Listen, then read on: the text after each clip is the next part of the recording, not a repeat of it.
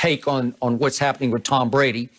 And he said, this is the first quote, "I still think Tom Brady is playing at an extremely high level," said Tony Romo. Now, it's early in the telecast, and he backed it up the rest of the day.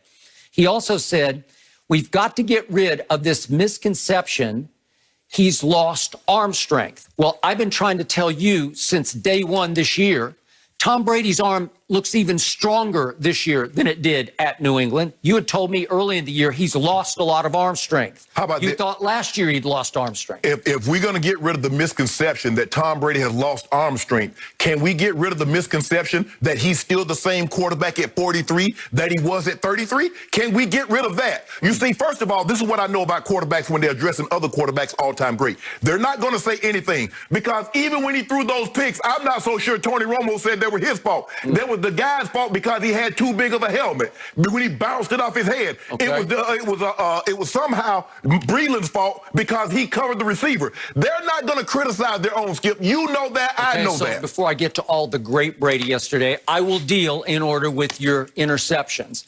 Brady on a 3rd and 15 had just thrown a 44-yard pass to Chris Godwin. It was a bomb, and it hit him right there, right?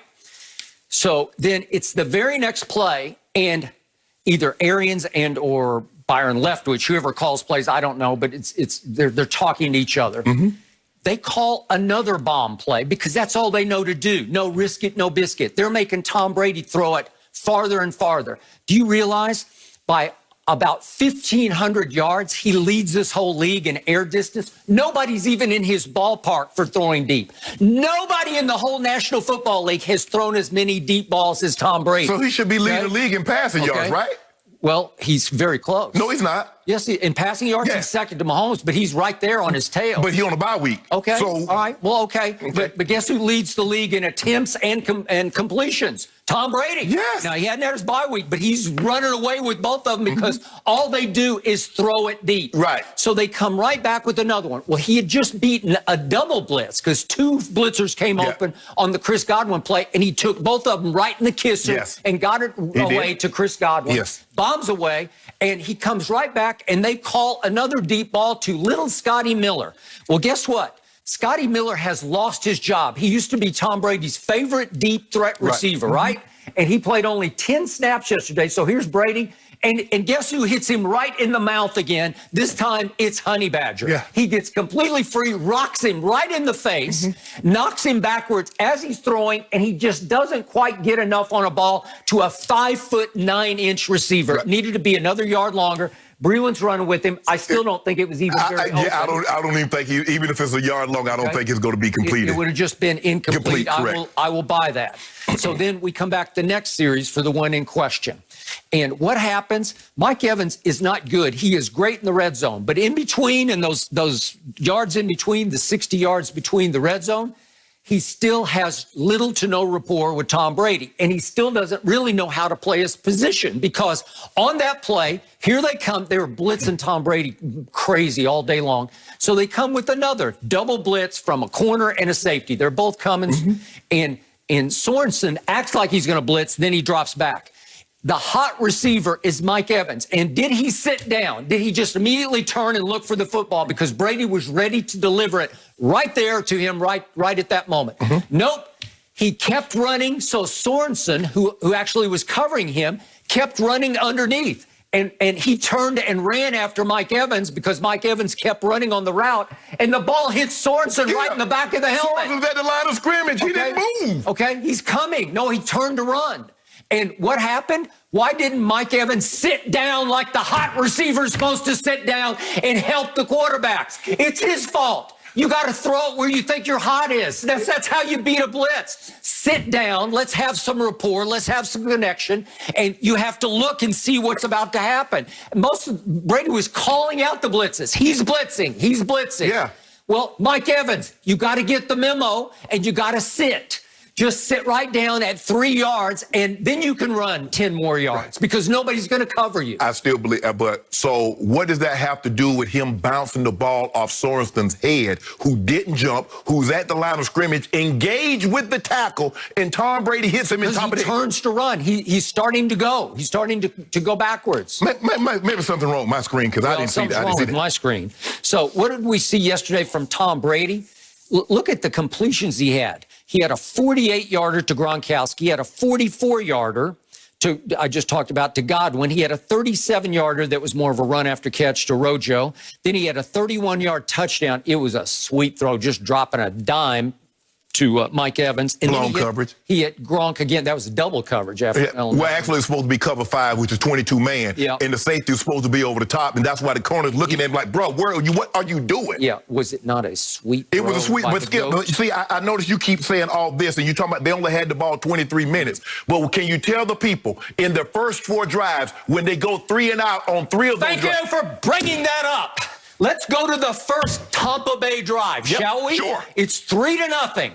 And here we go, and a couple plays into the drive, they go long because that's all they ever do with Tom Brady, and he throws a deep ball to Mike Evans, and help me out.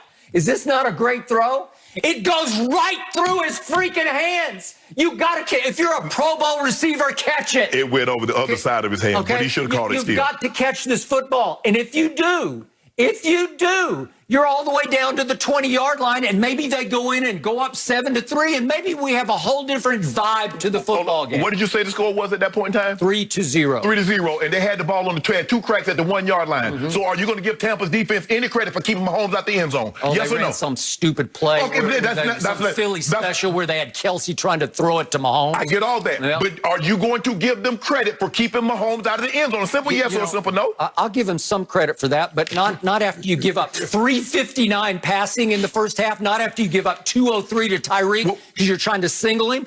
By the way, in the second half, the defense started to zero in because guess what they did? They actually doubled Tyreek and doubled Kelsey the whole second half. Yes. And guess what, Mahomes? You're superstar, runaway MVP. Yeah. He threw for 103 in the second half. Well, damage done. Too little, too late. Damage done. Yeah, damage was done because it was 17-0 after the first quarter, and he's back flipping over the freaking goal line. Well, so let me ask you a question. So when Mahomes scored, it's 3-0. Okay, Tom got the ball back. Went 3 and out. Okay, Mahomes gets the ball, throws a 75-yard bomb to Tyreek Hill. They kick the ball to Tom Brady. Can you tell the people at home what did Tom Brady do? Absolutely nothing. Okay, Mahomes gets the ball, goes back down the field. It's 17-0. Can you tell the people at home what Tom Brady did? So in the process of him only having the ball 23 minutes, he could have had the ball actually longer than the 23 minutes had he done something with the ball when he had it. Okay, so he started doing a whole lot with the ball when he had it. So he pulled a Dak Prescott. Second, third, fourth. So he pulled a Dak. Okay, well, a Dak, again, they're so far behind. Were they behind 31-3? No, they weren't. They were so long. You think you can fall behind that team and then come back and overpower them?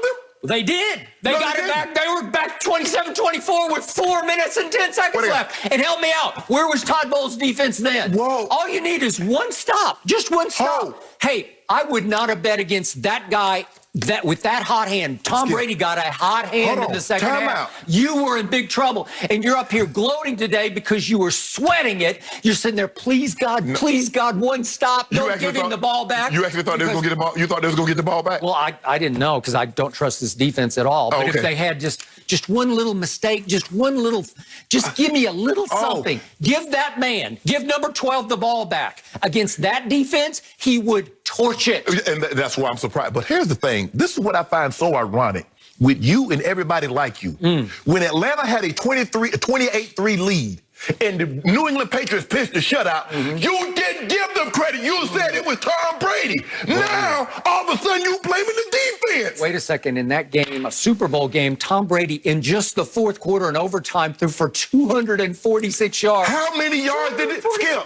28-3 at the half. Coach Belichick's defense pitches a shutout, and all you're talking about is Tom Brady. But when things don't go well, you blame everybody but Brady. Okay, now, my final blame goes to the coaching staff for this. This is the turning point of the evening. This is Brady hits Gronk for 48 yards early in the third quarter, and it goes all the way to 1st and goal at the 5-yard line. Yes. Okay, who is the best running back on the Tampa Bay Buccaneers? Rojo. It's not even close.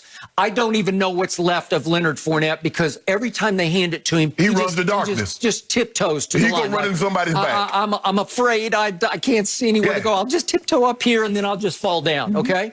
Even on swing passes, he's so big and so powerful. He's not a swing pass catcher. He's not open field, make you miss kind of guy. He's more of a straight ahead guy who, if you let him hit top speed, he can run. Yes. So what do they do on 1st and goal at the 5? They take Ronald Jones out of the game and they put Fournette in. That is on Bruce Arians, who seems to have lost his way as a head football coach. It's partly on Byron Leftwich, who is calling the plays. All of a sudden, I'm saying, you're kidding. And they hand it to Leonard Fournette on 1st and goal at the 5, and he goes nowhere. Then they swing pass it to Leonard Fournette on 2nd and goal from the 6, and he goes nowhere. And then Brady did fire